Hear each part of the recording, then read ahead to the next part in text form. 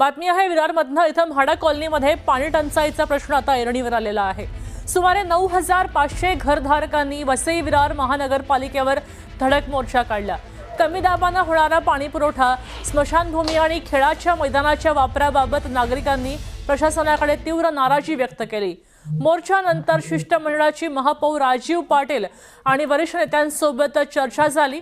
नागरिकांच्या मागण्यांवर सकारात्मक विचार करून पाणी पुरवठ्यासह इतरही प्रश्न सोडवण्यासाठी आता नियोजनबद्ध कारवाई केली जाईल, कार्यवाही होईल असं आश्वासन आता प्रशासन देत आहे। आम्ही महापौरला दिले आहे आणि आमच्या कमीत कमी 1000 ते 1200 लोक जनसंख्या इकडे रविवारी जमा झाले। या गोष्टीचा आम्हाला एक पॉझिटिव्ह भेटलेलं आहे। आता पुढे महानगरपालिका काय करतात तो आम्हाला बघायला लागेल। आता प्रेस नोट आम्ही मिनिट्स ऑफ मीटिंग मागितले, तर आज संध्याकाळीपर्यंत देतो म्हणून आश्वासन दिले। या मोर्चामध्ये आज महापौर साहेबांच्या सोबत मीटिंग झाली। महापौर साहेब आज सकारात्मक प्रतिसाद दिला आम्हाला त्या गोष्टीबद्दल, कारण आमच्या मोर्चाचं रूप इतकं मोठं होतं की खूप मोठ्या प्रमाणात आमची लोकसंख्या जमा झाली होती।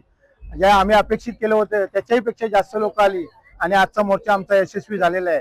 महापौर साहेबांनी आम्हाला पाण्याच्या संदर्भात सांगितलं की झोनिंग पद्धत बंद करून तुम्हाला आम्ही डेली पाणी देतो, फक्त जे पाण्याचे आतमधलं डिस्ट्रीब्युशन आहे ते महानगरपालिकेच्या ताब्यात येत नसल्यामुळे ते तुम्ही तुमच्या सोसायटी मार्फत करून घ्या, पण पाणी आजपासून महानगरपालिकेकडून जितकं आम्हाला हवं आहे त्या पद्धतीने ते सोडण्यात येणार आहे।